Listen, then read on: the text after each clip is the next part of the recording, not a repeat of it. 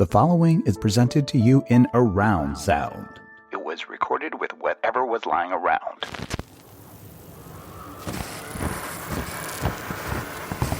For all of my critiques of Harris, I think it does matter who wins this election. I think there is a very immediate fascist plan to assault our communities that Republicans are ready to roll out under Trump. Hi, friends. Welcome to the Fascism Barometer. I'm Ejaris Dixon, your movement meteorologist, and the Barometer is an educational project where we learn together what fascism is, how to stay safe, and how to create democracy and liberation for us all.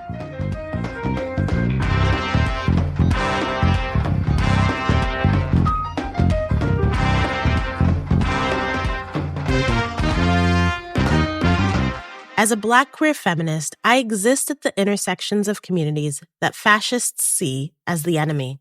And for years, I have deeply desired a way for us to understand and measure the threat of fascism and how it impacts all of us. And that's what we'll do each episode. As barometers measure pressure, we'll work to unpack the pressure that fascism puts on us. We'll learn what fascism is from the perspectives of each of our guests and what we can do about it. So I'm looking at the Fascism Barometer today, and the reading is high. We're a little over a week before the presidential election, and so many of us are anxious about what this election will mean for the safety of targeted communities and the power of fascist movements within the U.S. But don't worry. I know that we can navigate the storm together, and I believe that we can come out the other side. Fascism is best fought with massive amounts of people power. And that's what we're building here. And by listening, you're joining the movement.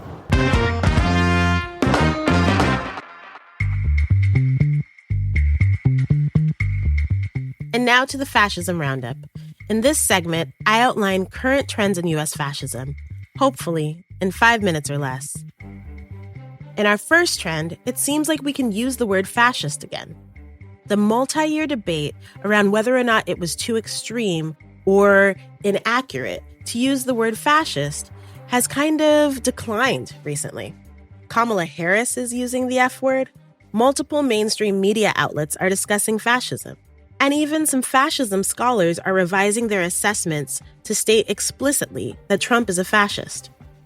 In a recent ABC poll, it was found that 49% of registered voters believe that Trump is a fascist. While when asked the same question, a much smaller number, 22%, saw Harris as a fascist. But let me take you back to kind of when this uptick in conversation around fascism started. In the last 2 weeks, General Mark Milley, who's Trump's former chair of the Joint Chiefs, called Trump fascist to the core and the most dangerous person to this country in an interview with Bob Woodward. And then later on, John Kelly, Trump's longest-serving chief of staff, said Trump certainly fits the definition of a fascist. He also went on to discuss that Trump had named that he desired the kind of generals Hitler had. So now the Republicans are comfortable calling Trump a fascist. But with all this conversation on fascism, it's important to see it in context. Rising fascism in this country is more than just about the potential second term of Donald Trump. This election is important, critical even. And unfortunately, fascist movements will still exist, no matter what the election's results are. And we need to continue to focus on the impact of rising fascism, the safety of targeted communities, and the threats to civil liberties. It's also really critical that we pay attention to the enablers, the downplayers, and the deniers of Trump and MAGA's fascist tendencies. That way, when the utility of talking about fascism fades from mainstream view, we're clear on who's leading and supporting fascist movements in the U.S. And then we can create strategies towards organizing for our collective safety and liberation. In our second trend, according to NPR, Trump has issued more than 100 threats to investigate, prosecute, or imprison his perceived opponents since 2022. And yet recently, in a Fox News interview, Trump named that he intends to address the enemy from within. When he was pressed to explain this further, He said that enemies inside this country are more dangerous than external enemies. And according to Trump, these enemies include Democratic politicians and what he calls radical left lunatics. He went on to state that he intends to use the National Guard or the military against these enemies. And the question is, can he do this? So legal experts have said that there are few barriers preventing Trump from pursuing his plans, and even noted that Trump pressured the Department of Justice to investigate his rivals during his first term. So again, we need to keep an eye on and work to out-organize the enablers of fascist movements in this country. And in our last trend, we're in the midst of heightened anxiety around the election. And it's become clear that multiple organizations on the right have worked diligently to increase barriers to voting, to remove eligible voters from the voting rolls, and to decrease confidence in the voting system. With a presidential election this close, these actions can have tremendous impact on the outcomes. It can make it more complicated to count votes accurately and make it easier to contest election results in battleground states. According to NBC, since January 1st, there have been 100 lawsuits in 7 different swing states that have alleged voter fraud, that have changed how votes are counted, that have outlawed types of ballot boxes. And the states include Arizona, Georgia, Michigan, Nevada, North Carolina, Pennsylvania, and Wisconsin. To take this even further, according to the Brennan Center, a program called Eagle AI has accelerated the removal of eligible voters. Eagle AI uses public data to flag people as potentially fraudulent voters. However, voting experts have called the criteria it uses unreliable and at times irrelevant. However, Eagle AI does more than just identify people. It automates the removal process. So right-wing voter suppression activists have been using Eagle AI because it automates the process to file challenges on voters. So they can use Eagle AI to auto-prepare challenge forms and send them in, increasing the speed and the amount of people that these activists can impact. This results in local election boards having to dedicate their limited resources to review this increase in challenge forms. In the process, local election boards can send out notices to eligible voters that they may actually not be eligible to vote. Now, if you are truly eligible to vote, you can kind of dispute and fight this process. But it can also intimidate eligible voters into not voting at all and not contesting. Reducing access to elections is an indicator in the rising power of US-based fascist movements. And it's something we need to keep an eye on. So what our roundup is showing us today that fascist movements in the US are showing their strategy and their power. And we definitely have some work to do to stop them.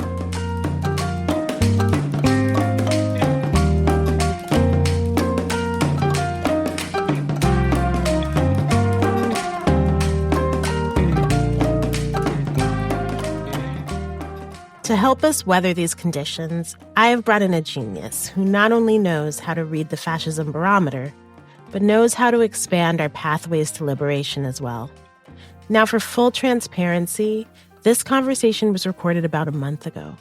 So you may hear some things that happened in the news a little while ago, but still the conversation is so relevant. So Kelly Hayes and I have been in conversation about fascism for over 8 years. Our conversations inspired my desire to create the Fascism Barometer. We were both exploring knowledge and sharing ideas, trying to track the progression of fascism, understand it better, and think about what it meant for the safety of our communities. And there were times when people treated us like we were exaggerating the threat. But we knew we had each other's backs, and we knew we understood each other. Kelly has challenged me, expanded my thinking, and done incredible organizing. So I would like you all to welcome Kelly Hayes, host of the Movement Memos podcast. Kelly is a Menominee author, organizer, movement educator, and photographer. She is also the author of the best-selling book, Let This Radicalize You, with Miriam Kaba. Kelly is a co-founder of the direct action collective, Lifted Voices, and the Chicago Light Brigade. Welcome, Kelly. How you doing, friend? I am doing my best. How about you? You know, we are going to make it through these times and we'll make it together. Absolutely. And I'm really grateful to be here with you as you start this journey. Thank you. So the whole plan with this podcast is to talk about fascism in ways that our friends, our loved ones, and our communities can really understand. Fascism is a political phenomenon, a force, and fascist movements affect us all, but sometimes they're talked about in such ways that are really hard to grasp and hard to tell, like, how is this going to affect me? So I'm wondering, Kelly, how do you define fascism when you speak about it to other people? So there are a lot of definitions out there. I tend to lean on the work of Robert O. Paxton and my friend Shane Burley, whose writing has helped shape my thinking around what fascism is and how we ought to fight it. I think one of the problems we have in our political dialogues is that the word fascism has become sort of a shorthand for anything oppressive or evil. The unfortunate reality is that oppression and evil come in many forms. Fascism, as a political phenomenon, involves certain elements. First and foremost, it involves social unity around the belief that inequality is not a social condition, but an innate part of what it means to be human. There's an in-group, out-group dynamic, and the in-group is fundamentally superior to all out-groups. Your identity determines your value. There's also a shared sense of grievance, of having been wronged or brought low in some way, and the outgroups are always to blame for this. So you have scapegoating, and this scapegoating lends itself to a fetishization of violence. Fascists believe they will be redeemed through violence against scapegoated communities. To them, that violence represents a reclamation of a natural order, as well as justice in the form of punishment for people who have humiliated them by defying that order. Some people tend to think about fascism purely as a state construct, like it's all about one guy and whether that one guy has power. But fascism is a much bigger problem than one guy because it requires mass participation and mass cooperation. So if one charismatic fascist leader actually has the potential to take and hold power, it's because there's a much bigger fascist problem afoot, which is something I don't think we've really reckoned with here in the United States. So it's really important to understand that fascism isn't something that simply happens to people. People participate, cooperate, and become acculturated to it. Kelly, I love that definition. You really hit on kind of the difference because people have been throwing around like authoritarianism and fascism, and there's a lot that's connected, but the difference is the mass participation, the focus on movements, and that's what makes fascism almost like it's an organizing game. There's a crew of people who are feeling grievances, and it's really around who's going to organize them, and are they going to be organized towards liberatory aims? Are they going to be organized towards freedom, or are they going to be organized towards violence? And I think you really hit the nail on the head in a way that was super clear. So I appreciate that so much. I'm wondering, what made you first concerned about fascism? Like, there are so many things that you work on. You work on abolition. You work on like organizing in communities of color. When did fascism become something that you also wanted to organize around and you felt compelled to do? Well, like you, I have long been horrified by the MAGA movement and Trumpism. But more broadly, we are living in catastrophic times. And one of the ways that people respond to catastrophe is by doubling down on established norms and traditions, including norms around gender roles and structural hierarchies. We're seeing all of that. Then we have imagined crises. For example, while the presidency of Barack Obama didn't actually upset the dynamics of racial capitalism or change the role of Black people within that structure, that presidency was a nuclear moment for a lot of white people. And while the Black Lives Matter movement has not won a world with less police violence or lower police budgets for the most part, the fact that Black people took to the streets en masse asserting their rights and humanity was received as a declaration of war by people who were already doubling down on their sense of hierarchy. Because we have to remember, it's not about hypocrisy, it's about hierarchy. We eventually landed in a place where online spaces could serve as a pressure cooker for conspiracy theories and fascist subcultures, and where a showman like Donald Trump could pontificate to the masses on social media. So I think it was the sort of viral dynamics of the last decade or so that really got me worried. Mm-hmm. That makes a lot of sense. And it's this interesting contradiction between catastrophe, hard times, people who don't have what they need economically, like the connection between hard times and crisis and this desire for comfort, right? Which is really human and really understandable. But then that being a catalyst for people to then want to scapegoat others, right? And if this is happening to me, who did it to me? Whose fault is it? And that animating people into fascist movements like MAGA. I'm wondering if you think fascism is rising. It's been this question I've been a bit obsessed around for quite a while. Well, we live in an era of collapse and catastrophe. There are people struggling to survive that destabilization. There are people endeavoring to maintain the norms they are accustomed to amid that destabilization. And there are systems working to survive that destabilization. Fascism is one of the simpler formulas for overcoming the contradictions these conflicting struggles pose. To unpack that a bit, when we talk about politics in a context where more and more of the world is becoming unlivable, we have to talk about who and what is trying to survive. In the minds of neoliberal conservative world leaders, Western civilization is a collapsing box. Inside the box, we have habitable land and intact supply lines. As habitable land decreases and supply lines break, the capitalist solution is not to help the land or displaced people recover.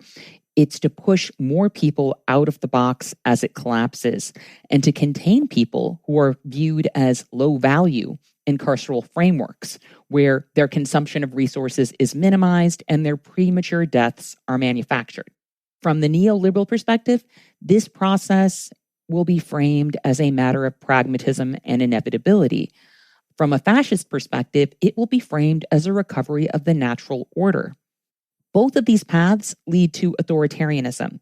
That's why we are seeing the rise of cop cities around the country. It's also why disabled people are disposable to both parties and why the criminalization of homelessness is a bipartisan affair. Within the framework of the collapsing box, liberal democracy and capitalism are basically in divorce proceedings. And we are presented with potential leaders who are either outright fascist or who, as Ruth Wilson Gilmore has stated, are trying to domesticate elements of fascism.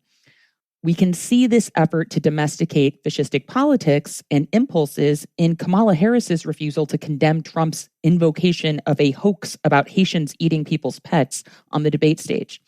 And instead of pointing out that this is fascist, dehumanizing rhetoric that will stoke violence against marginalized people, she laughed and talked about how much Republican support she has.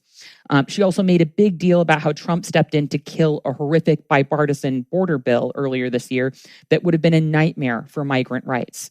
So the Democratic candidate for the presidency is seeking to co-opt rather than combat fascist impulses and scapegoating. I think it's undeniable that fascism is rising, and I think we should expect any neoliberal version of authoritarianism to eventually collapse into fascism, because the more authoritarian Democrats become, the less inclined people will be to oppose fascists on their behalf. Yeah, that makes sense to me. There's this piece around low value people that you spoke of, and I think that in certain people's eyes, like me as like a Black queer person, like as a Native person, like we come from the communities of quote unquote low value people. And I'm curious around then what the stakes are for us, for our loved ones, because there's a lot of reasons for people to oppose fascism. There are a lot of folks who are deeply concerned with the shifts and the reduction in democratic practices and policies and options. And that concerns me as well. But I'm really also concerned about survival for those of us who are deemed unworthy.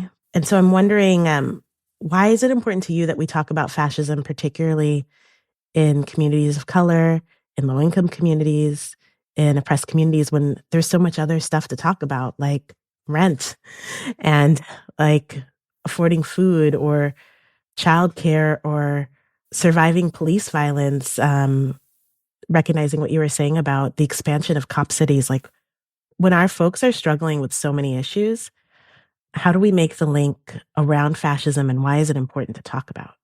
Well, first, we need to think about the fact that the conditions that racial capitalism has generated, we are the ones who are already being ensnared by those systems. We are the ones who are already being treated as subhuman in various contexts. So when it gets worse, who does it get uglier for first? Who are the first people to be completely obliterated under an annihilatory politics? I would say it's the people who are already fighting not to be forgotten behind prison walls, not to be left behind as a pandemic continues to rage on. The most vulnerable among us have the most to lose as conditions continue to deteriorate. It's never a question of, it's going to get worse for you over there, and then you'll know what it's like for me over here. That's not real. That mentality is not real. There is no scenario in which it gets worse for everyone else and also does not get phenomenally worse for us. So I want folks to check in about that reality. The oppressed don't live in some sort of stagnant situation, whereas fascistic conditions worsen, we aren't getting hit harder. Of course, we're going to get hit harder. They don't have to invent apparatuses in this country for the disposal of human beings and the manufacturing of premature death. Those systems already exist. That is the prison system. People are already conditioned to forget it. So I also want people to understand that the work we are already doing to try to keep our unhoused neighbors alive, to try to keep our siblings in prison remembered and fought for. This is anti-fascist work. This is fighting the fascism in the fabric of our society that is only going to be amplified as conditions worsen. I'm very focused on the kind of work we need to do in our communities, which is the work of collective survival under all scenarios.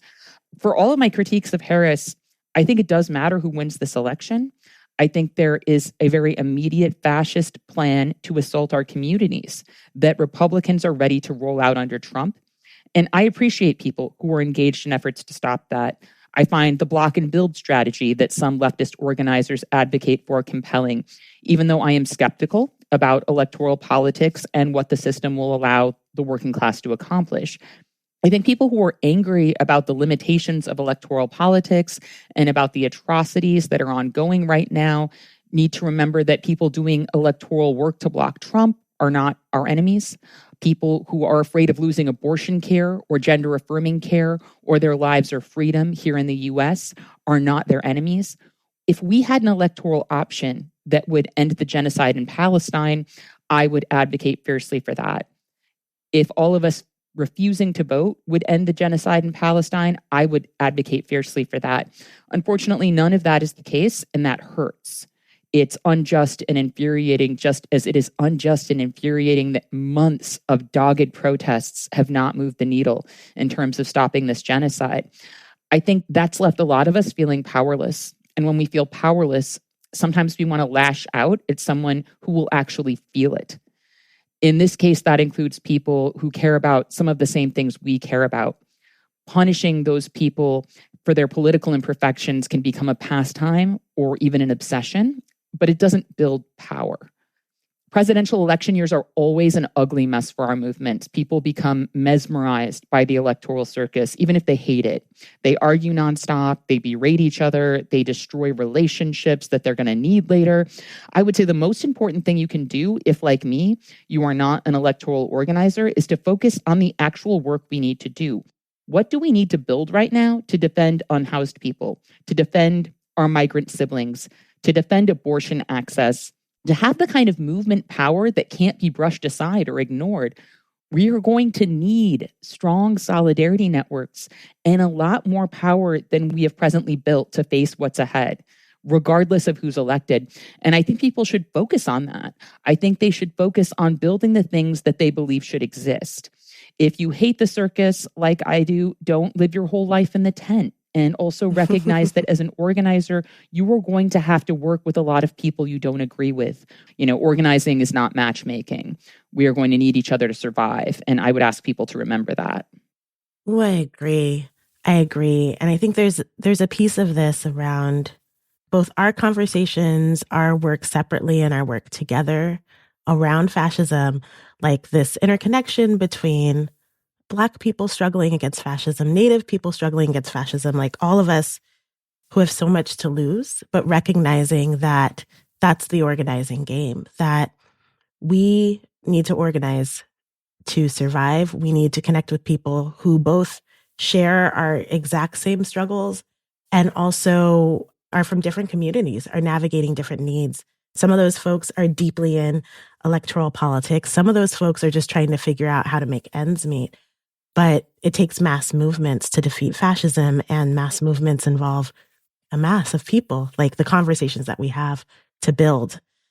Recognizing that, while I don't think that fascism is a conversation that often comes up, at the dinner table with our friends and family or at the barbecue, I'm curious around how do you have these conversations with kind of your friends, community, and family? Because they can be scary, they can be off-putting, they can be a downer. Like, how do you find ways where people can take these small efforts towards building the big movements that we need? I talk about fascism with the people around me in the same way I'm talking about it with you. But I do find that when I'm talking with people who aren't as steeped in this stuff as I am, tapping into fiction can be helpful. When people didn't want to accept that the pandemic was coming, I learned a lot about how resistant people are to imagining things outside their experience. There's a reason a bunch of people watched the movie Contagion once they realized that COVID was a pandemic. And it's not just that people are morbid. It's that they were grasping for a story that would help them imagine something outside of their experience. We understand the world in stories. So what stories matter to people in ways that are useful to us? What stories can be made to matter? How can we draw on the ways people are influenced by those stories? That's something I think about a lot. The TV show Deep Space Nine was politically important to me when I was young. The Hunger Games was politically important to a lot of the young people I work with today. So how do we use that? And, how do we connect with people on a level that engages their imaginations? No, it's true. I've been on a deep dive of The Handmaid's Tale, and there are so many ways through that show that I can give examples or talk about what fascism and authoritarianism creates with people. And I think you're right. I think that there are so many ways that we can use fiction. There are ways that we can use pop culture to really have an entry point into these conversations. So everybody's busy, including a lot of people in my life. And it can be sometimes annoying to be told what you need to do. How do you encourage folks to get involved with anti-fascist efforts? Well, so much of anti-fascism is just the work that clearly must be done. Anti-fascism takes so many shapes. For starters, everyone should be building strong solidarity networks. Who do you connect with when things fall apart, or when someone is in trouble, or when you're in trouble? If you haven't done your pod mapping and figured out what your ecosystem of support and crisis response looks like, please start there. Don't wait until the next major crisis to unstrand yourself. As I mentioned, I am not focused on the electoral situation right now because that's not my work. What I know is that even if the Democrats win, we will still be living in a collapsing box on a dying planet. People will still be experiencing genocide. We will need to upend the systems that are killing us. We need to change everything. That means building power on a lot of fronts. I think we need to organize like we have never organized before. Our workplaces, our buildings, our churches, our schools, any place we can form bonds of fellowship and learn to take action together, whether it's mutual aid, community defense, environmental defense. whatever the purpose, if people are learning together and getting invested in collective survival, that's progress. Organized communities can pivot in a crisis a lot more easily than scared, alienated individuals can. Everyone needs to find their people. Everyone needs to be building skills. My friend Chris Begley is a survival instructor and an archaeologist who has studied various apocalyptic events. And in his book, The Next Apocalypse, he talks about the importance of being able to work with people who aren't of your own choosing. Mm-hmm. To survive, we have to be able to do the work of collective survival with whoever's there. You can learn a lot of basic survival skills pretty quickly, but not that one. It takes time to develop a practice of solidarity. Organizing is a craft. It took me years to learn. But the skills I have developed are essential survival skills. And they are skills we are all going to need, whether we're trying to win a campaign or survive the aftermath of a major catastrophe. I love this. When Kelly speaks about pod mapping, just so people know, we can add a resource near where you download the episode where you actually see what pod mapping is. And pod mapping is a way of identifying a couple key people in your life that you want to have some deliberate conversations with around safety, around survival, around like what you all will do together in various forms of crisis.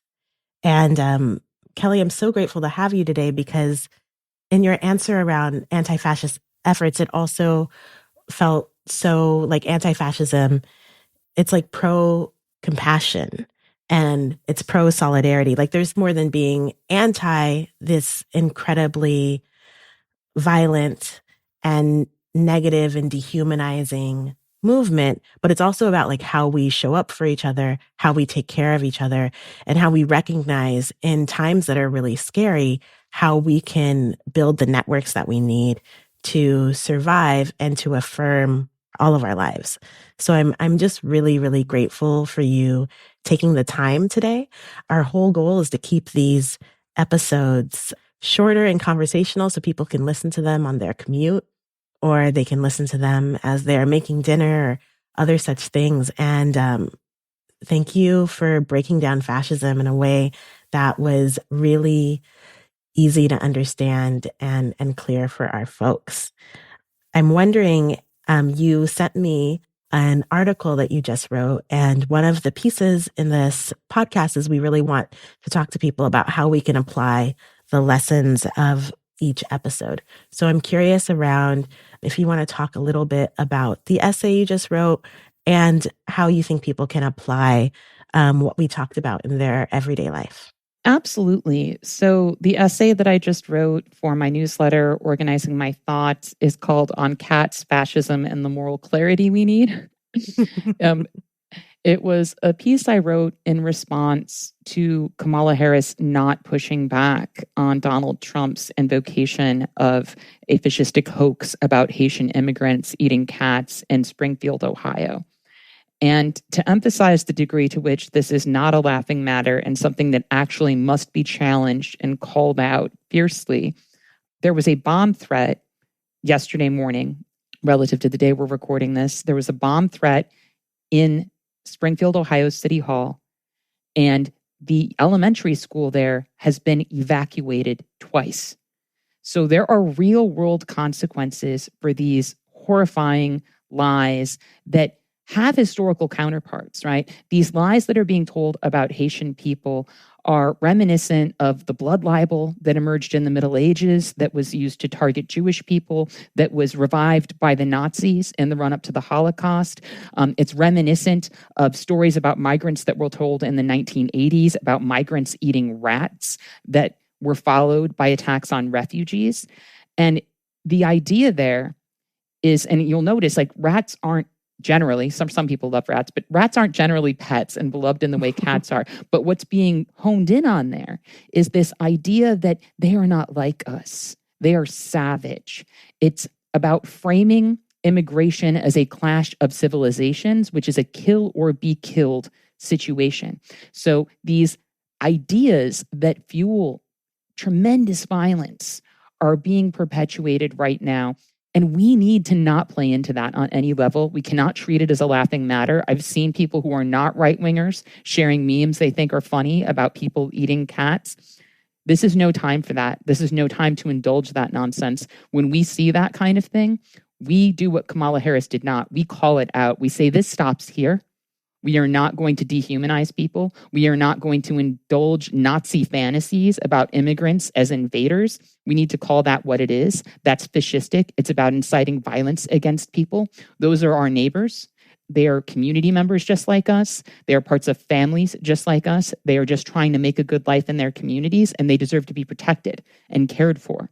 And we need to hold the line in that way for each other and for our collective humanity, and not just caught up in this electoral circus and cheering for one side or the other. We need to be defending each other. Our investment must be in each other, in our collective survival, and not in this kind of messy, hoax-throwing nightmare that's happening in front of us right now. Like, we need to hold our values, and we need to be messengers for our values in these times.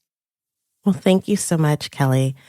You're so right. There is this connection between dehumanizing people and therefore then making it okay psychologically for those people to not be around anymore, right? For the fascists to eliminate or to disappear people, as one would say. And your work, where you continually remind us of solidarity and humanity and how much we need each other, is just ringing in my head. And I hope really inspiring so many folks who are listening to this episode and engaging in this project. I know you have so many places to be, and you are doing so many different types of activism and organizing. So I'm very grateful for not only you coming on this episode, but for the years and years of work and time that you've put into, like, how do we build the communities and the kind of world and society that we need, where we all take care of each other. I'm so grateful for you as well, friend, for your friendship and for your efforts to educate folks so that we can learn and think alongside and figure out how to wage these fights together. And just thank you for everything that you're doing and for having me on your show.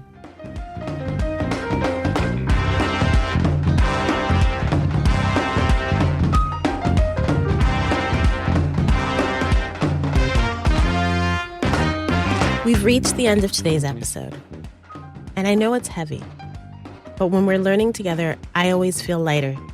And do you know that you help fight fascism just by listening to The Barometer? If you want to know more about Kelly, her activism, writing, and podcast, please check out the resources section of our website, fascismbarometer.org.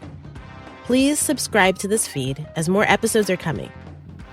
And with fascism in the news, it's a really great time to share and discuss The Barometer with your friends and communities. So please, share the show with a friend, because when you do, you help fight fascism. We appreciate you joining us, and we're hard at work. We're keeping an eye on the weather. We're staying focused in these uncertain times, and we're monitoring the Fascism Barometer. And together, we can keep fascism at bay. Stay ready. Take a breath. We can and will make it. Our producer is Phil Circus.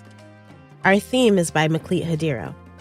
The Fascism Barometer is a project of Ijeri Labs, where we work to make strategic interventions for the future of social justice movements. And I am your movement meteorologist, Ijeri Dixon. See you next time on the Fascism Barometer.